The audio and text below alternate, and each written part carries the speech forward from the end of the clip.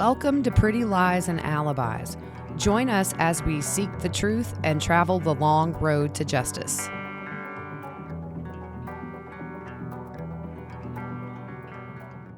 What's going on, everybody? It's Sunday, and it's time for another episode of Pretty Lies and Alibis. I'm Gigi. What's good, Fruit Loop? I can tell you what's not good is my legs. They feel like jello. What did you do? I helped some friends move out of their second-story apartment. Oh. I'm going to tell you, I ain't going to have to work out for the next 4 weeks. You got some rickety old bones now. 75 million trips up the stairs. Oh, no. But it was good. They got all their stuff out and all that stuff. But my legs feel like jello. Yeah, you look like you've been riding a horse. Oh, yeah. Yep. When I get up, it's like, oh. Yep. Oh, man. So hopefully we don't have any fire alarms go off today.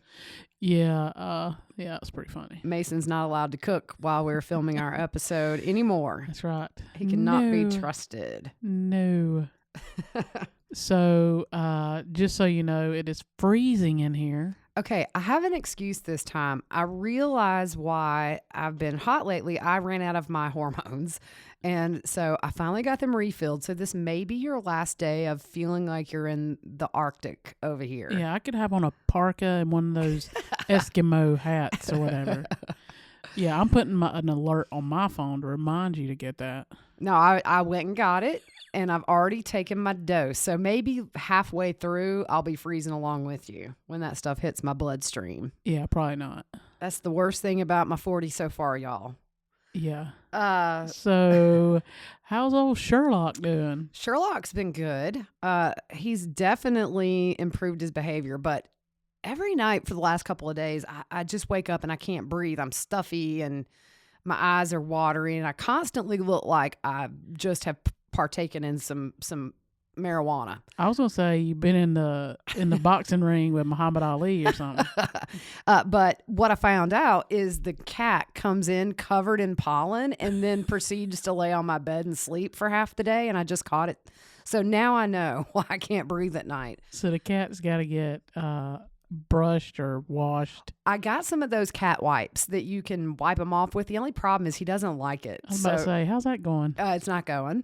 And but I tell you what's not going is my sinuses at night. They're getting clogged up, and so something's got to give. Just put the fan in front of him and blow it off.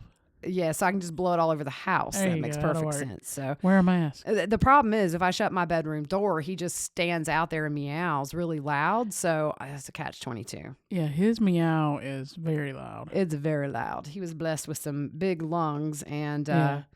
so I have some restless car syndrome, and I'm going to get another Jeep, I think, this week.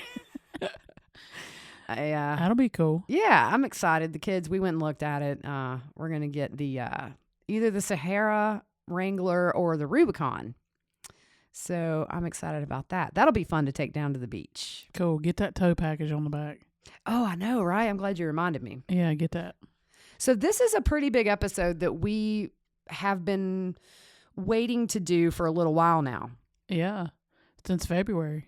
Yeah. And so Fruit Loop, why don't you tell everybody how this came to be? So we did some podcasts early on going through some of this stuff we're going to talk about today. And he reached out and wanted to clear some things up. So he gave me his phone number and said, give me a call. And so we called him, and 3 hours later. I think it was more 3.5. Yeah, it was a long, and he said from the get-go, this is going to take a long time. He did. And so essentially, I think what happened is he heard the episode where we were going through some of the custody papers. Yep.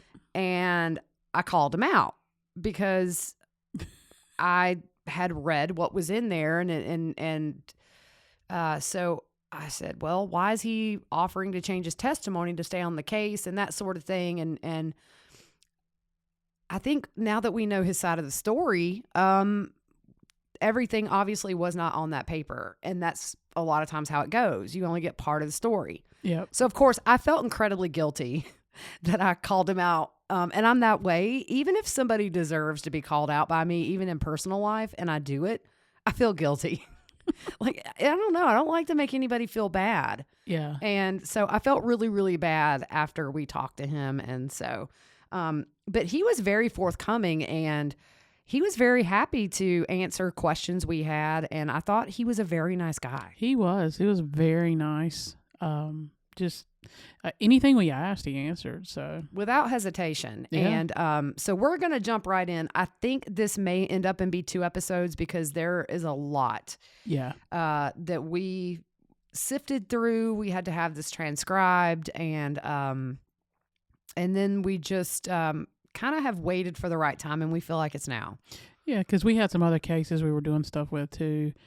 And he was on Dateline, so Right. And we Yeah. wanted to make sure that was over with before we did this. yeah, And I think the one thing he says that we just don't have a clue that you don't learn everything from just reading court documents. And that's right. That's I very true. totally agree. And I think I've learned that through this one instance. I agree 100%. And so, yeah, because I can say my opinion of him from the episode we did way back when. I think it was maybe even late last summer.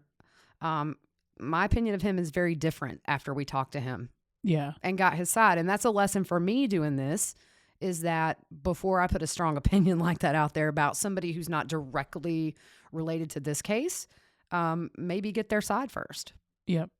instead of And- blasting them. I'm sorry. Well, sometimes it's hard because you can't contact them. Right. So you're relying on court documents, which you think would be truth. But we had a friend of ours tell us today that an attorney's job is to get their client off. Right. So Yeah. And they're paid retainers and they fight for their clients. So, of Yeah. course, attorneys are going to do what's best for them. So let's go ahead and get started. yeah. So this case is just layer upon layer. We're just going to say real quick, I'm sorry, Fruit Loop. These are his words. Yes. This is what he said. So we're quoting him yeah. as good as the transcription could allow. Yeah. Some of it was a little weird. But he said this case is just layer upon layer. I held a lot of investigation. He says I actually have 56 type pages of single space pages worth of notes in this case. They were extremely detailed of who I talked to, phone numbers, even what I was thinking and what I was trying to get to. He says I'm able to remember pretty much all these little different nuances and parts of this case. It's all documented. He has it, 56 typewritten pages. Yeah. So I think what's interesting about this as a whole is that he and Vivian did not find out about this case until January of this year. Yeah, I was shocked on that. As big as it is. He says many months ago, I saw something on TV and it was actually Lori, but he didn't realize it was Lori at the time. He says, I made kind of a mental note to myself because I couldn't remember names or any of that, but the lady looked familiar. Maybe that crazy case I had back in 2007, but I just put it in the back of my mind. I didn't think much about it. So about a month ago, I decided I needed to start purging some of these files because I needed space in my garage. So I grabbed files and I was shredding them and I got to this case, the case involving Joe Ryan, Lori, and custody of Tylee. He says, I didn't really look at the case and I've already shredded about 3/4 of the file, at least one of the files, but he did have a second set. Yeah, and I think it's important here. He was in private practice. Right. So some of you may be saying, why do you have all these files at home? But he was in private practice. Yes. At that point, he called Vivian and she hadn't heard anything about the case either. So the both of them that worked hard on this had no clue. And when they figured it out, they were just floored. And he said, we tried to tell them back then that she was a danger to her kids. Yeah. And he says, as you already know, this case is crazy. When I first discovered all of this, I went through a lot of YouTube videos and I'm thinking, where's Joe? Why doesn't Joe say something about this? Because he'd be all over this. And then I find he's dead. And then I find Charles is dead. Everybody is dying in this case.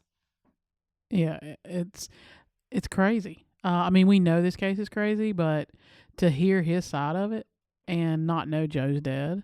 Right. And he brings up a good point because he he spoke a lot with Joe, and he said, you know, he would be all over this. Right. So in not knowing the details of everything that's happened, only that Lori's in the news because her kids are dead, he finds out Charles and Joe are dead too. Yeah. That has to be such a huge shock, but probably not.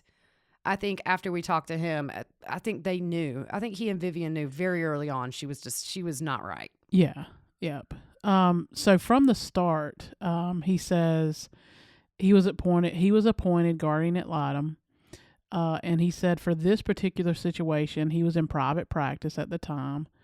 And he says this will make sense to you more when we start talking about Mary Fogel and all that, because she's a public person or whatever. She's with Travis County Domestic Relations Office.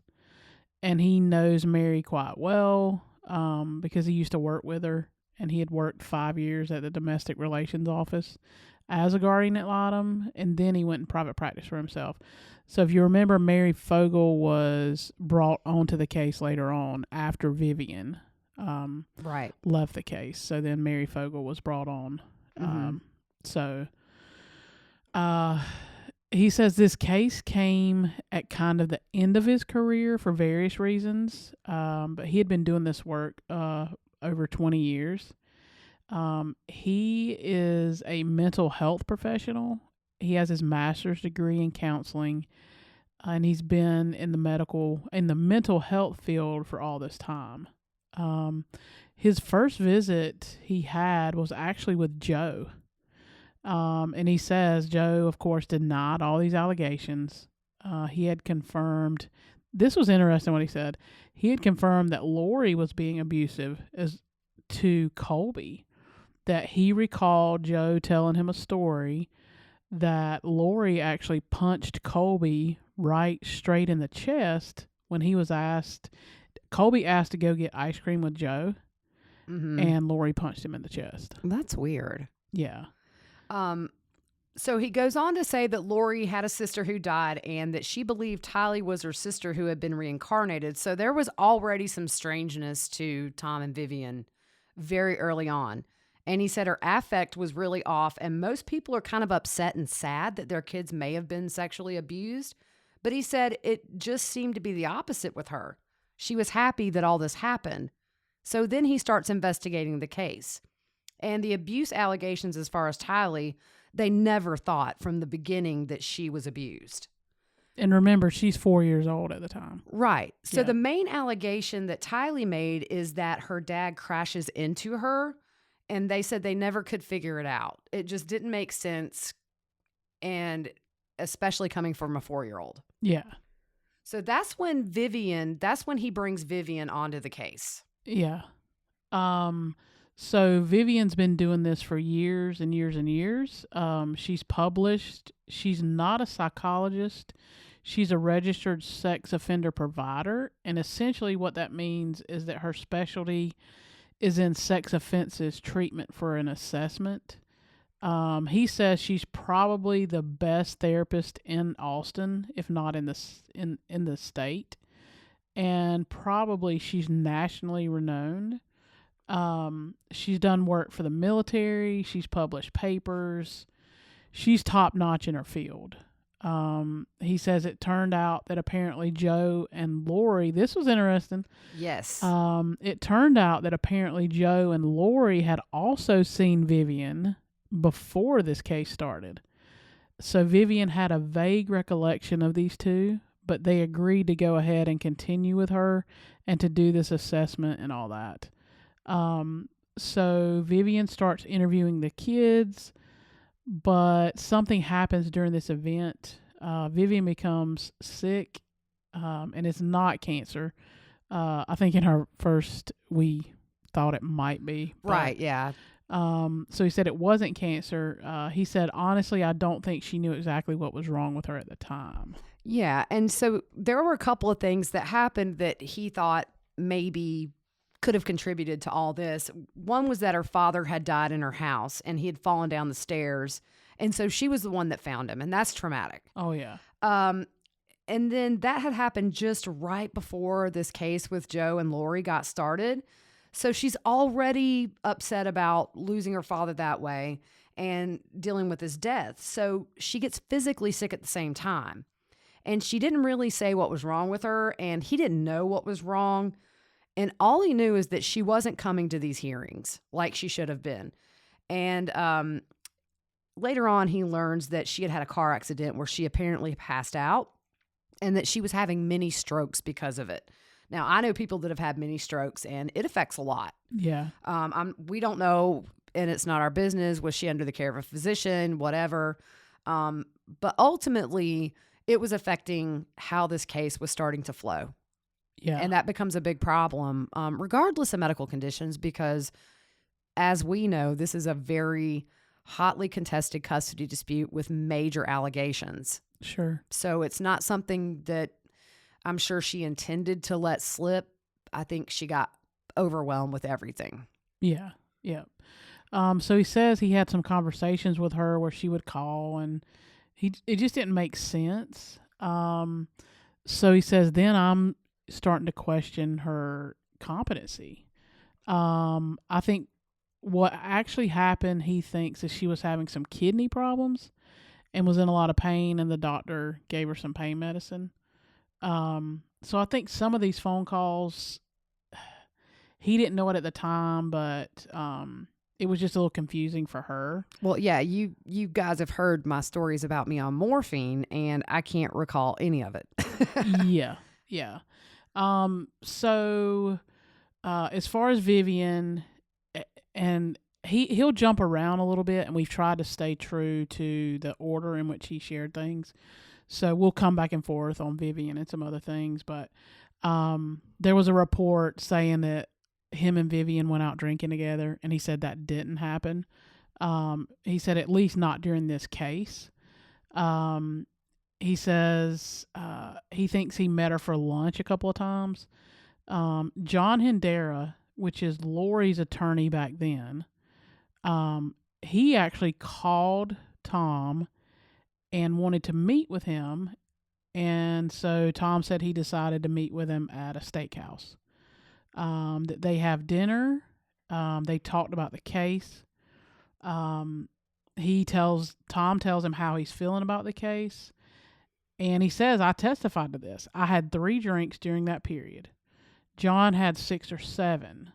And by that time, he's talking to him and saying he really didn't believe Lori either. This is John telling Tom this, that the only reason he's doing this is because Lori paid him a $10,000 retainer, and that he has to do what he has to do. Tom says, why don't you set some boundaries on this case with your client, and let's try to straighten this whole issue out. Well, it sounds like John got some loose lips after he knocked a few back. Yeah. And ultimately told Tom, I don't believe her either. And as far as meeting her lawyer, Tom says that if he had worked for the county, it would be discouraged. But because he was in private practice, it happens. It's not unusual. And I've verified that just with somebody I know. Yeah. That it does happen. You might meet up and unwind if you're in private practice, not if you all work for the county. Yeah. So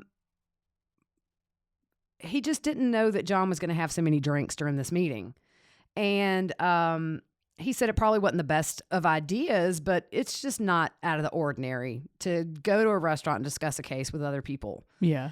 But he said there was something strange going on between John and Lori. And there's a lot of talk. He said even back then that they thought Lori and John had some kind of a relationship with one another. Because somebody had saw John in the backyard and in the front yard. I'm not sure of what house. But whoever saw them was driving by, and they looked very intense. And he said it was relayed to him. They looked more like a couple than they did an attorney-client. And he said, but John was that way anyway. He would tend to violate people's boundaries. But he said ultimately there was something very weird about the two of them. And soon after, John divorced his wife, or his wife divorced him. Now, we don't know the specifics, but I mean, with it coming from Tom, I find it, I have no problem in putting it out here because I do believe Tom. Yeah. And I think that's not anything that's new. I think a lot of people have speculated about whether or not she had a physical relationship with her lawyer. Yeah. And I've even seen it theorized maybe in exchange for legal services. Who knows? Yeah. But we do know she still owed him money. Yeah. And ultimately, he tried to remove himself from the case because he wasn't getting paid. Yeah. But that's much later in this. Yep. So Vivian's becoming more and more despondent through this case. She's not making a lot of sense. He says he's not going around telling people that, especially John. So he's thinking, Vivian's struggling. He's just saying she's sick and something's not right. And it's fair to say that we all get sick from time to time. And there's health problems that can make you be forgetful and stuff like that. So, but during this process, Vivian is supposed to do a report and to come up with a final report. Right. And so she still just doesn't have the report, and the court put in a mandate, and the judge put in a gag order saying that Vivian is to disclose to nobody what her final outcome of the case was or her assessment. And she did abide by that, although they would still, Vivian and Tom would still have frequent talks and discuss the case together, but she would never tell Tom what her final recommendation was. And about that time, she finally gets the report finished, and this is after missing appointments with Lori and everything. She makes appointments, and she just didn't show up. And again, he just knew something wasn't right because he had worked with her before, and he knew her reputation. So at this point, Vivian's ready to file a report, but before she wants to file the report, she has a big concern. This is huge. If she files it right now, and Tom's words, and Lori gets her little hands on it, they are afraid she's going to take off with the kids and just leave. So Vivian didn't want this report public or give it to the parties first without talking to the judge. And her recommendation was going to be that Tylee be placed with Joe. Yeah, this is huge. That's a big deal. And I think Vivian felt so strongly about it, she didn't even tell Tom her recommendation. Yeah. And they were working together. So that's how strongly she felt that Lori may just bolt with Tylee and Colby at that time. Yeah. And it goes to show you who Lori is. Right. I mean, this lady is interviewing. She's talking to Tylee. And yeah. But here's my point. When you have a mother who is alleging that her children have been sexually abused and that her daughter, who is the subject of all this, is being sexually abused by her father, to me, you would make every single appointment on time and make sure that this moves forward to protect your daughter if, in fact, it really happened. I don't believe it happened to Tylee. Yeah. But it goes to show you that it wasn't a priority of hers because she wasn't coming to these meetings that would have ensured, if these allegations were true, that Tylee would be protected from Joe. Yeah. And you got to remember, these people are professionals. They deal with this day in, day out. So they read people, just like him saying that Lori, it wasn't normal. Most parents come in and they're sad that their child was abused. I mean, you put yourself in her shoes. If you knew your kid was abused, you're not going to go in there and act the way Lori did. No, I wouldn't be able to function. Yeah. I would do everything in my power to protect my child from ever being around that person. Sure. But she did the opposite. Yeah. So we had talked about ex parte motions in Lori and Chad's case, which in family court, it means that this is an issue without prior notice to the other party or the other parent. And it's based only on your affidavit or testimony that you give to the judge.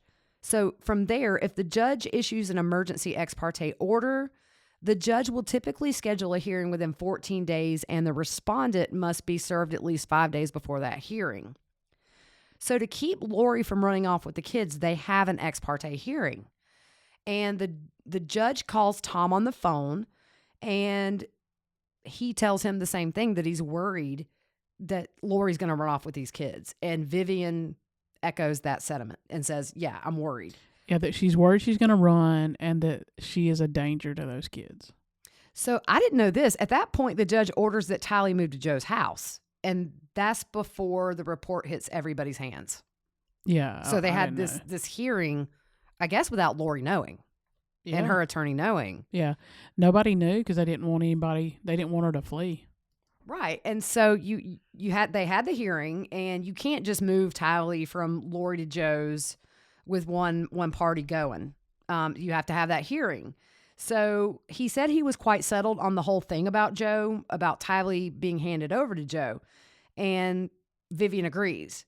And he said in hindsight, he may have done it a little bit differently, maybe had some visitations with Lori himself, and maybe not do it so abruptly, but he could get behind anything that would have gotten Tylee to Joe. Yeah, because remember, him and Vivian have been talking about all this. And it seems like when Vivian is able to concentrate and she's 100% on board with Tom. Sure. And everything, agreeing that she's a danger and she needs to be out of that house. Sure. So we come to the day of the hearing and Vivian didn't show up. So we've got this court hearing where they're supposed to decide to prove Vivian's report. And Vivian's going to give a recommendation that Tylee be moved to Joe's house, but she's not there to testify. And he says, so the only other person left was him. So he makes the recommendation that coincided with Vivian's, that Tylee should move over to Joe's house.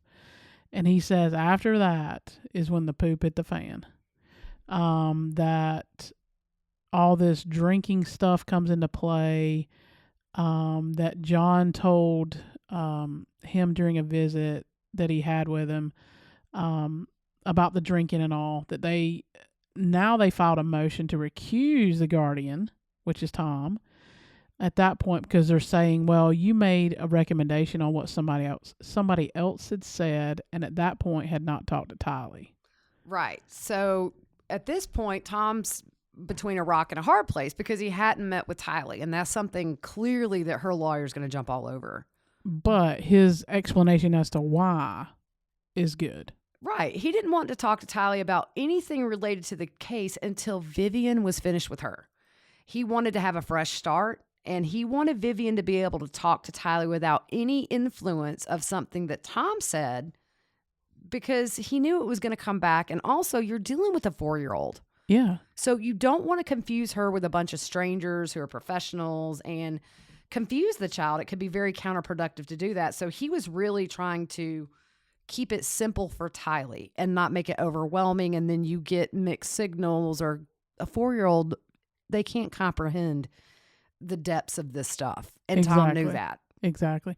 And I don't even know if it's in here, but at one point he says Tylee is a walking crime scene. Right. It's somewhere. I don't know, but I think that's so true. He wasn't talking about Joe. He was talking about the manipulation that Lori did to her. It made her a crime scene because it should be a crime.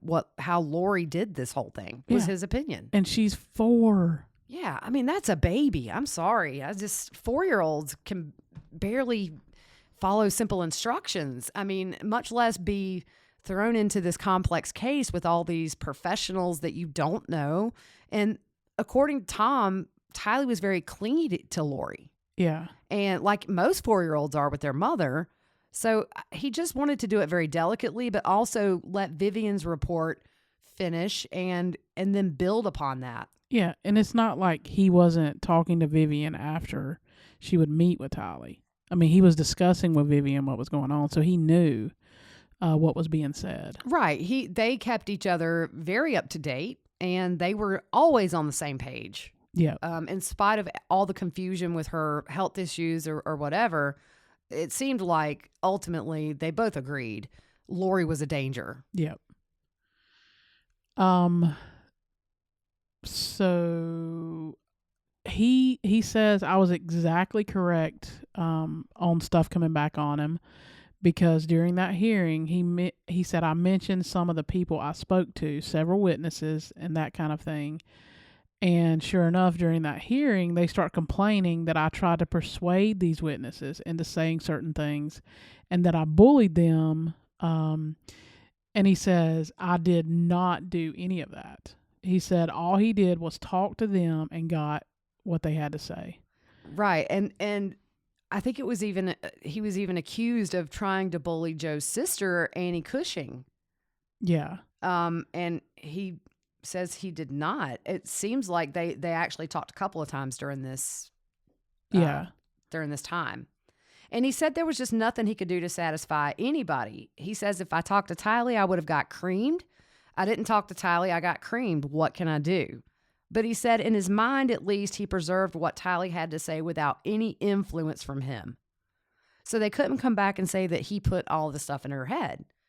So that's when they filed the motion to separate him. And their reasoning was that he had not seen Tylee.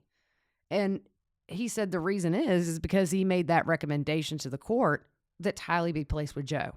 Yeah. So we've seen it time and time again. When Lori doesn't get her way, everybody pays. Katie bar the doors. Yep. Yeah. I mean, and so this is kind of the point in the conversation we have with Tom where it really started to make a little more sense to me.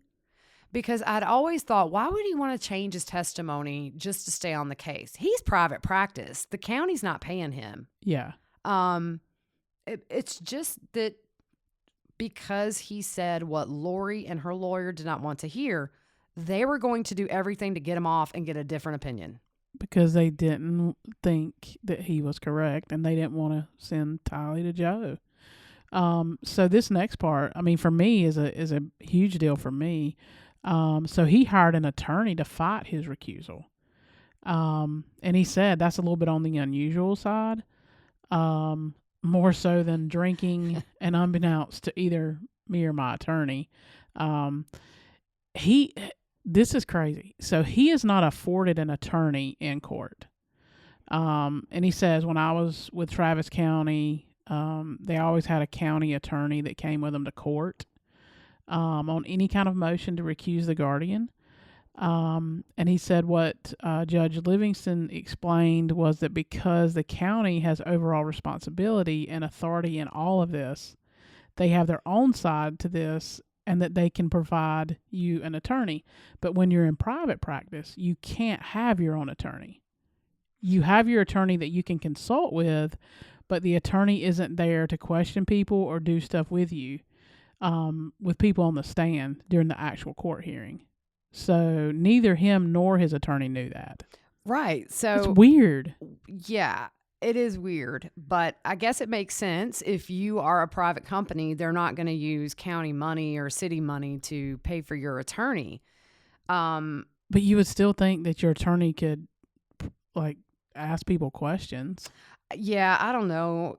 It's a little weird. Legality of all that. But, Yeah. I mean, I think it was important enough to him because he says it later, but that he was just afraid this case would unravel. And because they wanted him gone, simply because he recommended that Tylee go with her dad. Yeah. And remember, he's the one who brought Vivian on. He brought her on because she is top notch. I mean, good as they get. Right. And he felt some responsibility to make sure that this case stayed fluid and there were no hiccups because he knew the risk Tylee was in being with her mother. Yeah. So he's paying for his own attorney. He's paying an attorney to fight being recused from this case, which I think says a lot. Right. So we're going to jump back. He jumps back a little bit and talks about Vivian missing court.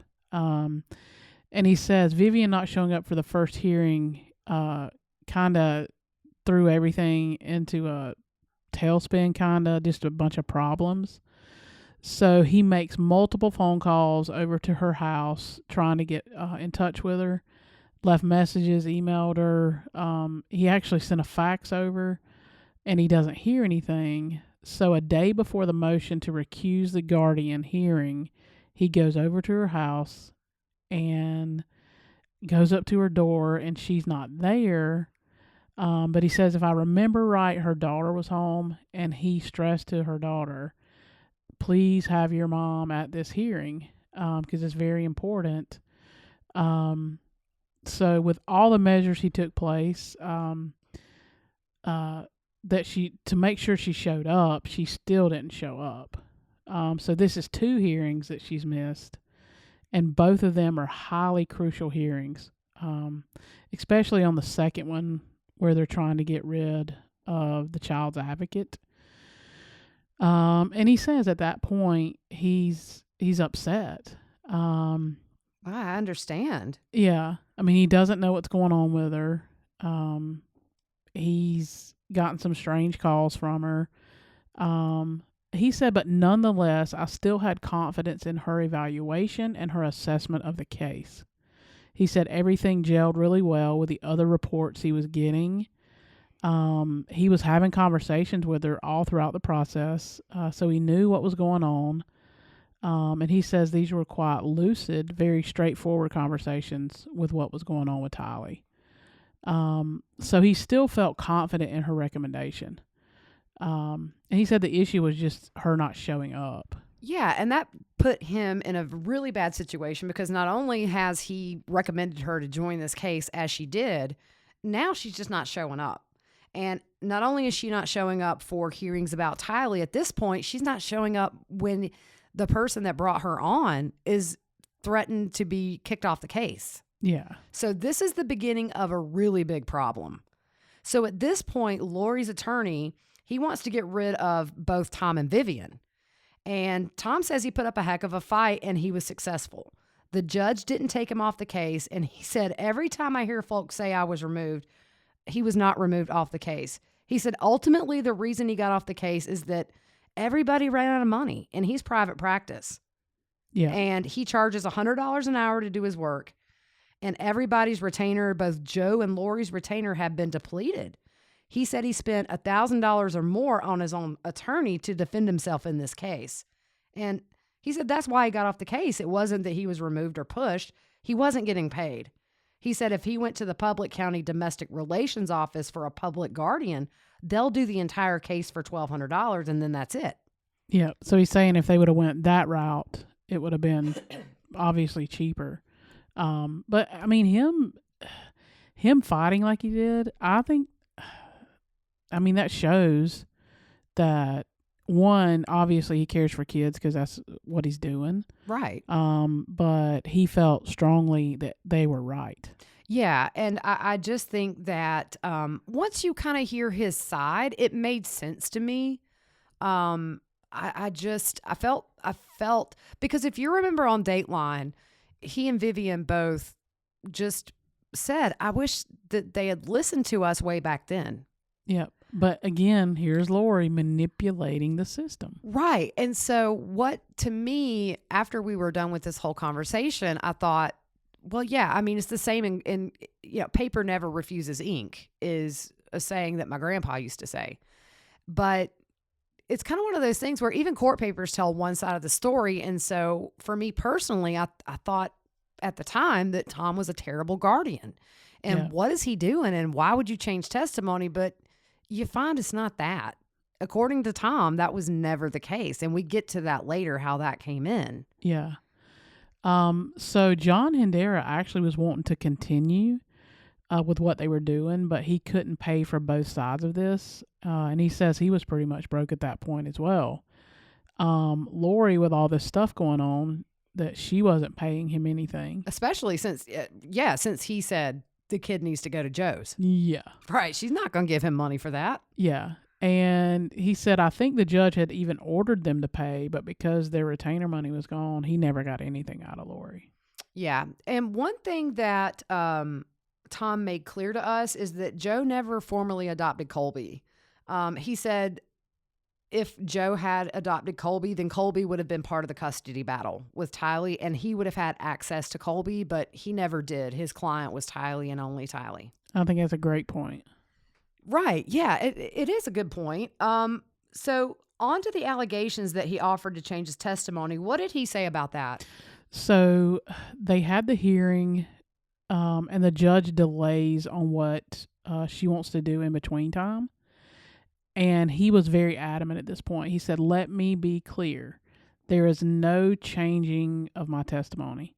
I continued throughout this entire case to say what I've said, that I never thought this happened. He never believed that Tylee was abused. He said, I thought this was really a bunch of lies and that Lori was coaching those kids. I never wavered from that assertion. Yeah. And I think pretty much every professional that evaluated Tylee from what we saw in the custody documents agreed that it didn't make sense and it didn't follow typical patterns of abuse. Yeah. So what he wanted to do is, instead of her attorney wiping out both the therapist and the guardian ad litem, he wanted to swoop first. Tom wanted to kind of strike first. Vivian had already let him down. He can't talk to her. He can't get her on the phone. She's late to stuff, not showing up for meetings. And so he was hindered in a way. Yep. And he's trying, I think, one, he brought Vivian on. So I would guess that you would feel a little bit of guilt on that you know what she's saying is right. You know that Tylee doesn't need to be in that situation, in that house. And so he's trying to clean it up. Right. And he made clear to us on several occasions that he loves Vivian and he understands that physically what was going on with her was out of her control. And it hurt him to talk about Vivian because she's an expert. And not only that, but he admired her. Yeah. For the work she did. And as a person, he never had anything bad that he wished against her. It's just he didn't want what was going on with her to wreck this case. Yeah. So the whole idea was for the attorneys to come up with some sort of a deal. Yep. And Joe was on board with this. Yeah. And the plan was to come to some kind of agreement that they would release Vivian from the case.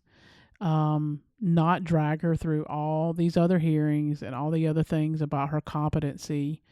Let's just get her off the case. Perhaps there's something that they could salvage out of her report. Come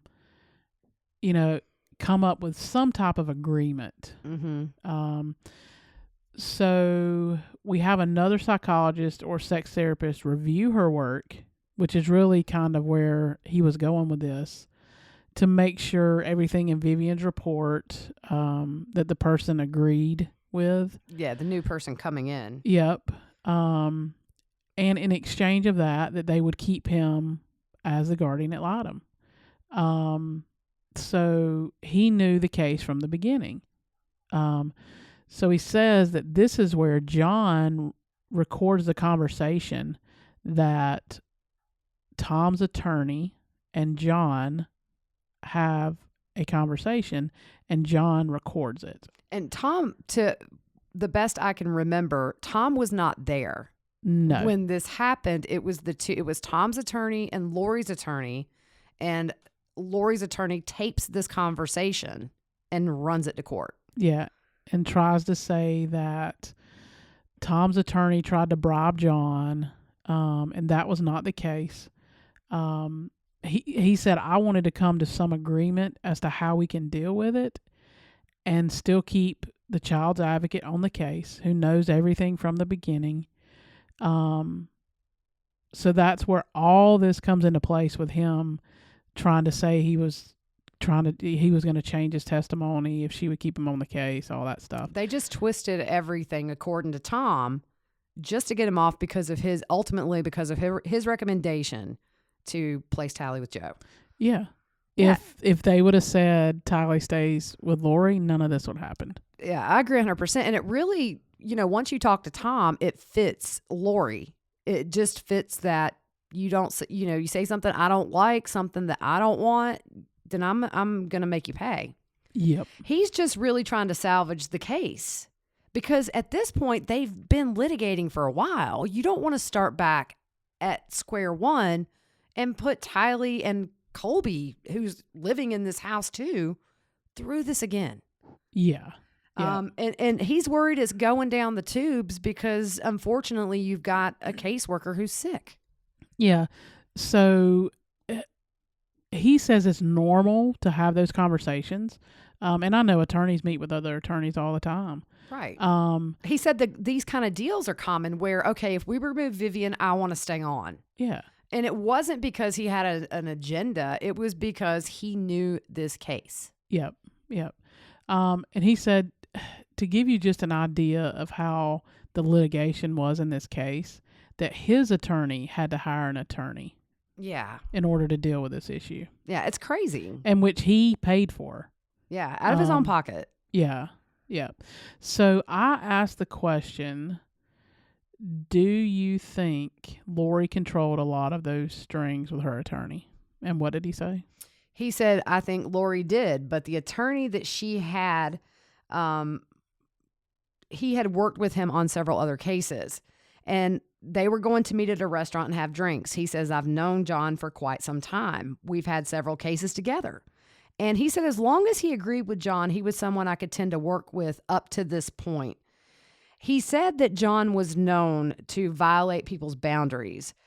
For example, he would go and knock on the door and ask to see the opposite party's child. I mean, you don't do that. That's weird. So he said it's messed up. And he can be aggressive to the point to where it doesn't make sense to be that kind of aggressive. And most attorneys would set boundaries with their clients, and they wouldn't put their clients on the stand knowing that they're about to tell a bunch of lies. But Tom feels that he did just that and covered for Lori.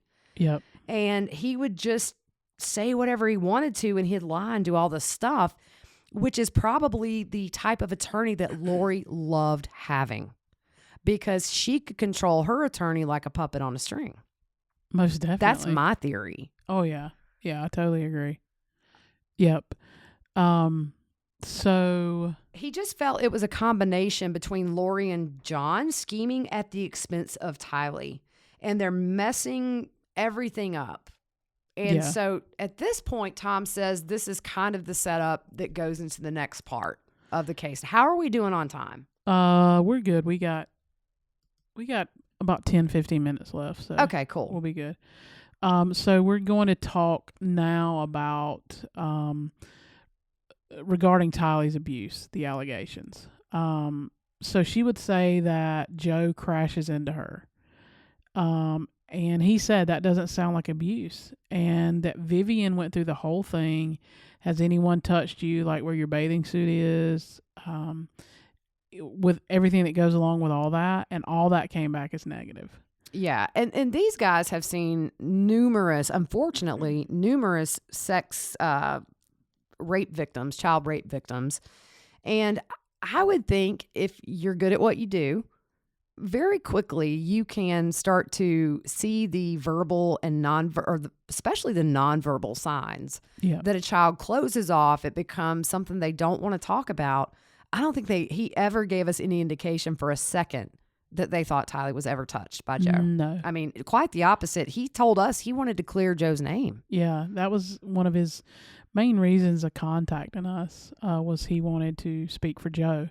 And he says now, as far as Joe goes, he came off as a regular guy.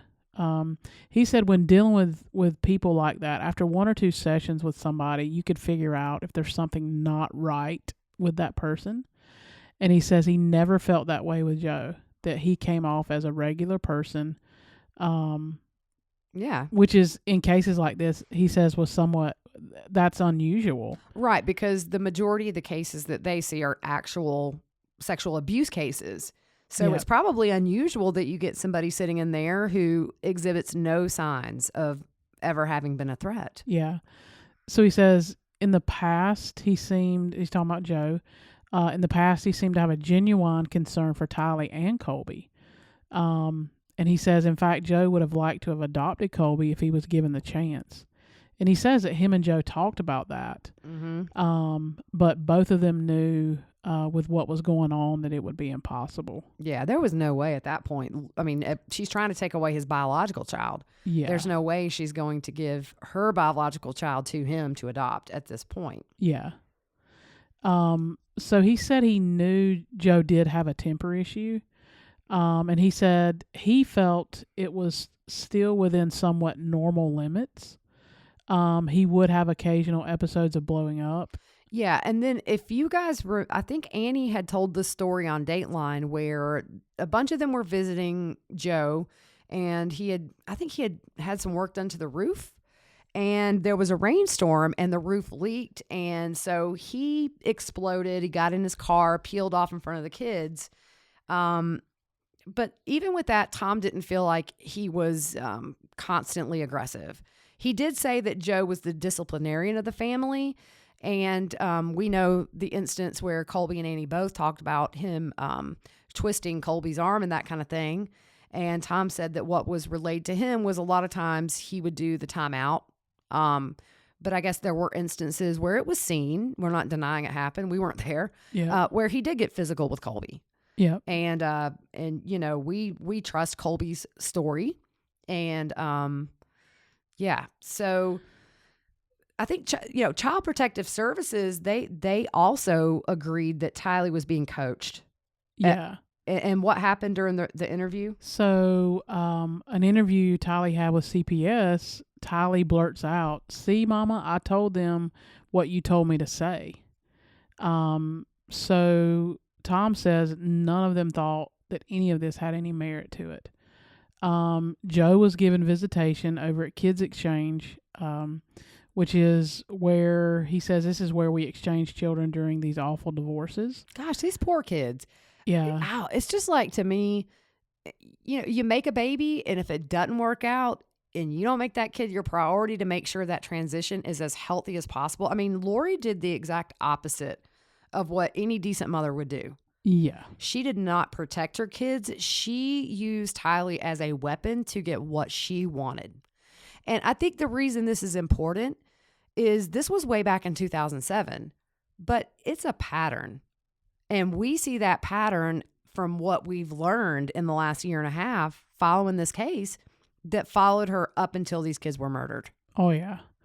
Yeah. So this is where Alex comes and stun guns Joe, and Joe believes that Alex is trying to kill him. And Tom says, I think he probably was. Yeah, and that I'd never really heard that Joe was afraid Alex would kill him. I mean, you get stun gun to the chest or whatever, it's clear he's not wishing you well. Yeah. But I kind of wondered, is that why he had that extra deadbolt on his door? And I think when you have something like that happen, maybe. Well, when you hear this next part, this was shocking for me. So Tom says there was another event that happened early in the case, and he said, which at the time I didn't put a lot of stock into it, which now he does. Yeah.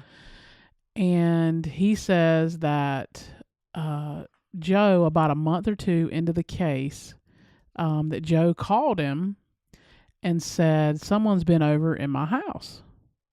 Oh. Somebody's been going through my stuff. And he said what it was, Joe had left to go to a hearing. It was one of their hearings, actually. Mm-hmm. And during that hearing, after he came back, all his stuff had been rifled through. And Joe says, I can't say for absolutely sure that someone was in my house, but it sure seems like it, because I had papers on this pile. I had my computers going. And he said now they were the blue screened as though someone had been in it. And I had to reboot both computers. The door wasn't the same way that he left it. He says they debated at that point. And Tom says, in fact, he told him to call the police to file a report. But he didn't think Joe ever did. Yeah. And I mean, I'm sure for Tom, learning about this in January, I mean, all of us have more than a year on Tom as far as knowing what happened since 2007, because he just never kept up with them, obviously, after this ended. It has to be very weird for him to look back at little things now, knowing what he knows. Yeah. There has to be, and I'm sure it is a heavy weight to bear for Tom in a lot of ways, and Vivian too. Yeah. And, I found I could kind of see it in their faces on Dateline. There has to be a weight. Yeah. Which is why I feel so bad for saying something bad about him. Well, I'm so sorry, Tom. we were early on in the case, and we were just going through court documents. So yeah, it was a lesson for me. So I'm learning Yeah. as we do this. This is a great place to stop, because we can pick up and continue on numero 2. Yeah, we still have a lot to go, guys. It like we say, he was very forthcoming, and I feel very differently about Tom Ware now that we've had this conversation with him. We were shocked when he got in touch with us, and really for us, this is the first time we've had somebody associated with this case reach out and want to tell their side. So it meant a lot that he felt like he could come to us and trust us with it. Yep. So we are definitely relaying to you guys what he feels and what he says. And I hope that it's given everybody something to think about, because I really do in my heart believe that Tom and Vivian, as best she could, and especially Tom, did everything he could. Yeah, they tried. They tried hard. Yep. And sometimes the courts just don't work in your favor. Yep. But yeah, I think this is a good place to stop. And maybe we'll try to get the next one out in the next day or two instead of Wednesday. I don't know. We'll figure it out between us. Yeah. But there's some more good little nuggets. Some very good nuggets. Yeah. And we have some things to share about Alex that we've learned through Tom that I really haven't seen anywhere. Yeah. So yeah, but and to all of our new listeners, I know we had some new people that were going to listen tonight. We just want to welcome you and hope you like what you hear. And if you don't, I'm sorry. We try. That's all right. We try. Some people don't like us, and that's okay. That's okay. Some people think we're too goofy, and that's all right, but we're never going to change. Yeah, I love being goofy. I do too. I'm never growing up. That's right. I mean, it keeps like, you young. Physically, you see today, you're No, growing up with you, your little rickety knees. Them but 35 steps I had to go up about 59 million times. But we always say that we've been best friends for 30 years, and our friendship has never matured past probably the age of 15, and it's never gonna. Yeah. So we try to keep it fun and light because this is all heavy stuff. Oh, man. This is not, a comedy podcast, but I think we get to giggling sometimes and we can't help it. That's why we can't sit and look at each other. We are totally blind from each other. Right? I can't see her. Yeah, we had a listener ask that. Yeah. And we were like, no, we do not sit next to each other. We would never make it through. So, Yeah. All right, guys. Well, we're going to knock off now, and we will see you guys in the next couple of days when we continue this conversation with Tom Ware. To be continued.